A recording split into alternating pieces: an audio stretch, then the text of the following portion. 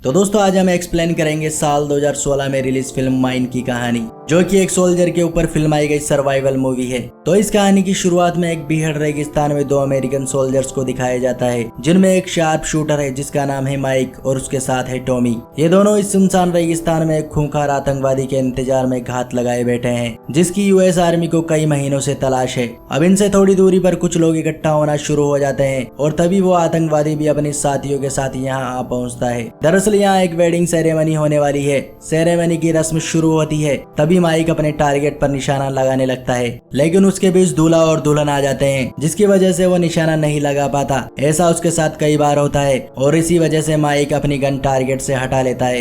लेकिन इस दौरान माइक की गन पर लगी दूरबीन के शीशे पर सूरज की रोशनी पड़ने से रिफ्लेक्शन होता है, जिसे उस आतंकवादी का एक आदमी देख लेता है और वो समझ जाता है कि वहाँ कोई ना कोई है। ये लोग अंधाधुंध फायरिंग करने लगते हैं और वो आतंकवादी वहाँ से भाग निकलता है। जवाब में माइक और टॉमी भी उन पर फायरिंग करते हैं, लेकिन अब उस आतंकवादी के लोग उनके पीछे लग जाते हैं। माइक और टॉमी भागते हुए एक चट्टान के पीछे छुप जाते हैं। ये दोनों जानते हैं कि ये उनसे ज्यादा देर बचकर नहीं रह सकते, लेकिन इन दोनों की किस्मत अच्छी होती है कि तभी एक तूफान आ जाता है। वो सभी लोग वहाँ से चले जाते हैं, लेकिन माइक और टॉमी उस तूफान में फंस जाते हैं। ये अपनी आर्मी से कांटेक्ट करते हैं, लेकिन उन्हें जवाब मिलता है कि वे किसी पास के गाँव में पहुँच जाए, वहाँ हम तुम्हारे लिए मदद भेजेंगे, लेकिन पास का गाँव यहाँ से 5 घंटे की दूरी पर है। कुछ देर में तूफान थम जाता है और ये उस गांव की तरफ बढ़ना शुरू कर देते हैं। कुछ दूर चलने के बाद इनकी तरफ एक लोहे की प्लेट उड़कर आती है, जो माइक के पैरों में आकर गिरती है। माइक उस प्लेट को उठाता है और देखता है कि उस पर एक डेंजर का साइन बना है। माइक कहता है कि हमें आगे नहीं जाना चाहिए। नॉर्थ अफ्रीका में पिछले 40 सालों से युद्ध चल रहा है, इसलिए नॉर्थ अफ्रीका में कई ऐसी जगह है जहाँ माइंस बिछाई गई है और उन्हीं जगहों में से ये भी एक जगह हो सकती है।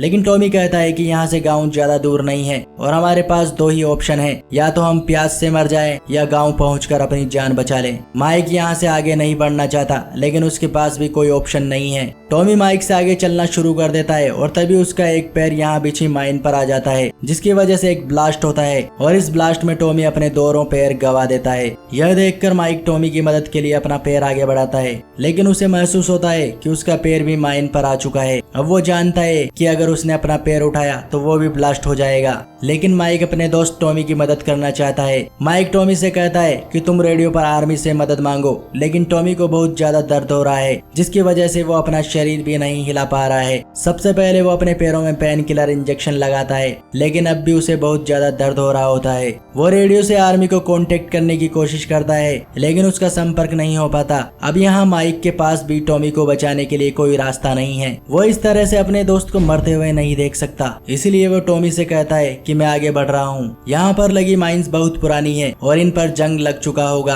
हो सकता है मेरे पैर हटाने के बाद भी यह माइंस ना फटे, लेकिन टॉमी नहीं चाहता कि उसका दोस्त उसकी वजह से जान दे, इसलिए वह अपनी जेब से गन निकालता है और कहता है कि तुम्हें जिंदा रहना होगा। इसके बाद वो अपने आप को गोली मार लेता है। अब यहाँ माइक अकेला बचता है। उसे कुछ समझ नहीं आता, लेकिन वो किसी तरह से अपने दिमाग को शांत करता है। इसके बाद जुगाड़ कर एक कुल्हाड़ी की मदद से रेडियो वाला बैग अपनी ओर खींचता है। वो देखता है कि रेडियो की बैटरी पूरी तरह से खत्म हो चुकी है, लेकिन रेडियो की दूसरी बैटरी टॉमी की जेब में है। पर माइक रेडियो की बैटरी को सोलर एनर्जी से चार्ज कर लेता है और अपने बेस पर संपर्क करता है। वह उन्हें सारी सिचुएशन बताते हुए कहता है कि मुझे जल्दी से मदद चाहिए, मेरा साथी भी मारा जा चुका है। लेकिन उसका सीनियर कहता है कि इस वक्त जहाँ तुम हो वहाँ बड़े बड़े रेतीले तूफान चल रहे हैं, जिसकी वजह से हम वहाँ कोई मदद भी नहीं भिजवा सकते, पर हम एक टीम तुम्हारी मदद के लिए वहाँ भेज रहे हैं, लेकिन उसे तुम तक पहुँचने में 52 घंटे लगेंगे। माइक पहले ही अपनी दोस्त की मौत से पूरी तरह टूट चुका है और वो यहाँ से किसी भी तरह से निकलना चाहता है। वो जानता है कि अब भी उसे अकेले यहाँ 52 घंटे रहना पड़ेगा, लेकिन माइक आगे कुछ सोच पाता। वो देखता है कि उसकी तरफ एक रेतीला तूफान बढ़ रहा है। वो जल्दी से अपने मुंह पर एक कपड़ा लपेटता है और अपनी बंदूक रेत में धंसाकर अपनी आंखें बंद करके झुक जाता है ताकि वह हिल न पाए। जैसे ही तूफान शांत होता है, माइक अपनी आंखें खोलकर देखता है कि उसके दोस्त टॉमी की बॉडी उड़कर उसके पास आ चुकी है। माइक टॉमी की जेब से बैटरी निकाल लेता है, लेकिन वो देखता है कि अब उसका रेडियो वाला बैग उड़कर उससे दूर जा चुका है और यह बैटरी अब उसके कोई काम की नहीं है। यहाँ माइक के पास पानी भी खत्म हो चुका है। माइक अब भूखा प्यासा है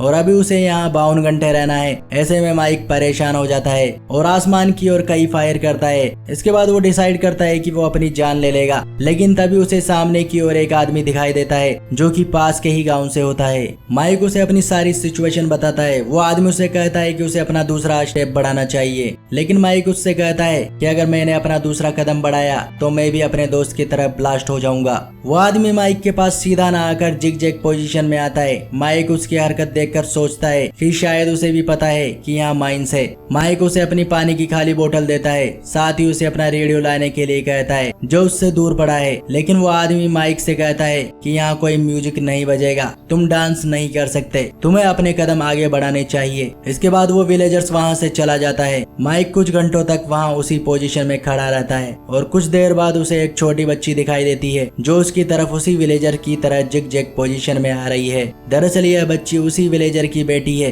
वो बच्ची माइक के पास आकर उसे पानी की बोतल देती है, साथ ही अपने गले में लटकी थैली से एक सोल्जर का टॉय निकालती है। माइक भी ऐसा ही टॉय निकाल कर उसे दे देता है जो उसे यहाँ रेत में मिला था। इसके बाद माइक उसे भी वो रेडियो वाला बैग लाकर देने को कहता है, लेकिन वो बच्ची भी उसी विलेजर की तरह बिना वो बैग दिए उसे वहाँ से चली जाती है। अब धीरे धीरे अंधेरा हो जाता है। माइक अपने मोबाइल में अपनी वाइफ की कुछ तस्वीरें और एक रिकॉर्डेड वीडियो देखता है जिसमें उसकी वाइफ कह रही है कि मैं तुम्हारा इंतजार कर रही हूँ, मिशन पूरा करके जल्दी वापस आना। ये सुनकर माइक इमोशनल हो जाता है। अब माइक यहाँ पर आग जलाता है, लेकिन थका हुआ होने की वजह से माइक की आग लग जाती है और वो आग बुझ जाती है। इसके बाद यहाँ जानवरों की आवाज आना शुरू हो जाती है। माइक अंधाधुंध उन पर गोलियां चलाने लगता है, लेकिन अंधेरे की वजह से उसे कुछ दिखाई नहीं देता। माइक अपनी टॉर्च जलाता है और देखता है कि एक रेगिस्तानी जंगली डॉग उसकी तरफ आ रहा है। माइक उस पर निशाना लगाता है, उसका निशाना सही लगता है और वो डॉग उछलकर वहाँ माइंस पर गिरता है, जिसकी वजह से जोरदार ब्लास्ट होता है और यहाँ से सारे डॉग्स भाग जाते हैं। अब सुबह होती है और वो आदमी एक बार फिर माइक के पास आता है। वो माइक को देखकर हैरान रह जाता है। वो माइक से कहता है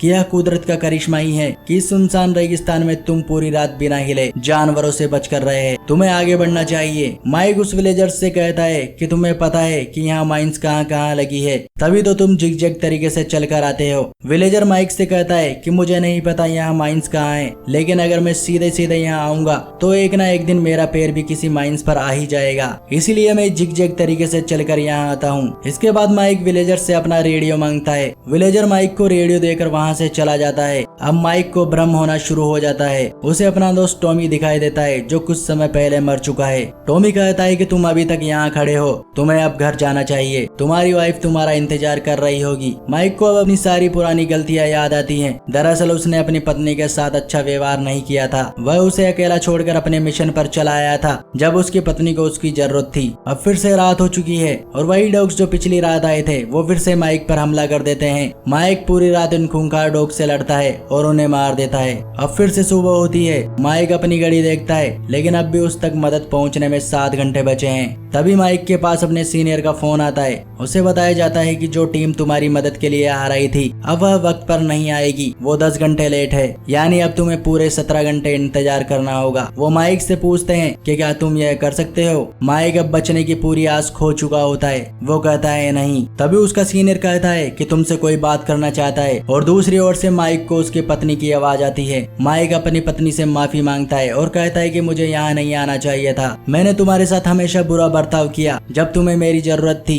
मैं तुम्हें अकेला छोड़ आया। अब माइक को रेगिस्तान में सोफे पर उसकी पत्नी बैठी दिखाई देती है। दरअसल ये उसका भ्रम है। माइक अपनी पत्नी की ओर हाथ बढ़ाता है और काफी ज्यादा थका होने की वजह से वो झुकता हुआ गिरने लगता है, लेकिन इससे पहले कि उसका पैर माइन से हटता वो विलेजर आकर उसे पकड़ लेता है। वो माइक को हौसला दिलाने के लिए बताता है कि एक बार मेरा पैर भी माइन पर पड़ गया था और उस हादसे में मैंने अपना पैर खो दिया, लेकिन मैंने कभी हिम्मत नहीं हारी। कभी कभी बुरी चीजें भी जिंदगी में कुछ अच्छा ले आती हैं, बस हमें कभी हिम्मत नहीं हारनी चाहिए। मैं यहाँ से माइंस निकाल कर उन्हें बेचता हूँ और माइंस की जगह हम टीन का डिब्बा डाल देते हैं ताकि आर्मी को यह पता ना चल सके कि हमने यहाँ से माइंस निकाल दी है। माइक उससे कहता है कि मैं तुम्हारी बेटी से मिल चुका हूँ, वह बहुत खूबसूरत है। विलेजर उसे बताता है कि कुछ सालों पहले माइंस के फटने से मेरी बेटी की जान चली गई। ये सिर्फ मेरा एहसास है कि तुम मेरी बेटी को मेरे साथ देख सकते हो। इस जिंदगी ने मुझसे बहुत कुछ छीना है, लेकिन जिंदगी चाहे कितनी भी बेरहम क्यों ना हो, हमें हमेशा आगे बढ़ते रहना चाहिए। इसके बाद विलेजर वहाँ से जाने लगता है। माइक को उसके साथ उसकी बेटी भी दिखती है, लेकिन कुछ ही पलों गाँव में उसकी बेटी गायब हो जाती है। अब माइक को फिर से भ्रम होना शुरू हो जाता है। उसे उसके बचपन की याद आने लगती है जब उसके पिता उसकी माँ को मारा करते थे, और साथ ही उसे वो पल भी याद आता है जब उसकी माँ हॉस्पिटल में आखिरी सांसें ले रही थी। तब उसकी माँ ने कहा था कि तुम्हें जिंदगी में लगातार आगे बढ़ना होगा, लेकिन तभी माइक को एक गोली लगती है और उसका ये भ्रम जल्दी ही टूट जाता है। दरअसल वो लोग जिनसे बचकर माइक यहाँ आया था वो उसे ढूंढ लेते हैं और उस पर गोलियां चला रहे हैं। अब माइक भी बड़ी समझदारी से एक एक कर उन पर निशाना लगाता है और उन्हें मार गिराता है। अब उसके सामने आखिरी निशाना होता है, लेकिन जैसे ही वो उस पर गोली चलाता है तो उसकी गोलियां खत्म हो जाती हैं। यहाँ सामने उसे उसके पिता दिखाई देते हैं जो उसको गले लगा लेते हैं। दरअसल ये उसका भ्रम होता है। अब उसे एहसास होता है कि जिन लोगों से वो जिंदगी भर नफरत करता रहा वो उसे प्यार करते थे। अब माइक को बचाने उसके आर्मी वाले लगभग उसके करीब ही पहुंच जाते हैं, लेकिन इस रेगिस्तान में उसे देखना आसान नहीं होगा, क्योंकि रेगिस्तान में जब हवा चलती है तो धूल से कुछ दिखाई देना मुश्किल है। अब माइक के पास यहाँ से बच निकलने का एक ही जरिया है और वो है फ्लेयर गन, जो उससे कुछ ही दूरी पर पड़ी है। अब माइक सोचता है कि उसने वो फ्लेयर गन नहीं चलाई तो वो भूख प्यास से वैसे भी यहाँ मर जाएगा। माइक को उस विलेजर की बात याद आती है कि हमेशा आगे बढ़ते रहना चाहिए, और आखिर में हिम्मत कर माइक एक कदम आगे बढ़ जाता है, लेकिन यहाँ कोई भी ब्लास्ट नहीं होता। माइक यह देखकर हैरान रह जाता है। वो उस जगह को खोदता है तो वहाँ टीन का एक डब्बा निकलता है। माइक को फिर से उस विलेजर की बात याद आती है, जैसा कि उसने कहा था कि वो माइंस निकाल कर उसकी जगह टीन का डब्बा डाल देते हैं। माइक टीन के डब्बे को खोलता है तो उसमें सोल्जर का एक टॉय होता है। माइक उसी जगह पर लेट जाता है जहां वो पिछले 62 घंटों से खड़ा था। माइक फ्लेयर गन चला देता है, जिसके बाद आर्मी उसे ढूंढ लेती है, लेकिन माइक के साथ हुए इस इंसिडेंट ने उसकी जिंदगी पूरी तरह से बदल दी थी। इसके बाद वो अपने देश जाता है जहाँ एयरपोर्ट पर उसकी पत्नी उसका इंतजार कर रही थी। यहाँ माइक उसके सामने घुटनों पर बैठ जाता है। खैर अब उसे जिंदगी की इम्पोर्टेंस पता चल चुकी होती है। तो दोस्तों ये थी इस फिल्म की कहानी। उम्मीद है यह कहानी आपको पसंद आई होगी। अगर यह वीडियो अच्छा लगा हो तो इसे लाइक करें और इस चैनल पर आने वाले ऐसे इंटरेस्टिंग वीडियोस के लिए फिल्मी रंजन हिंदी को सब्सक्राइब करना बिल्कुल ना भूलें। तो फिर मिलते हैं एक नए वीडियो के साथ, तब तक के लिए गुड बाय।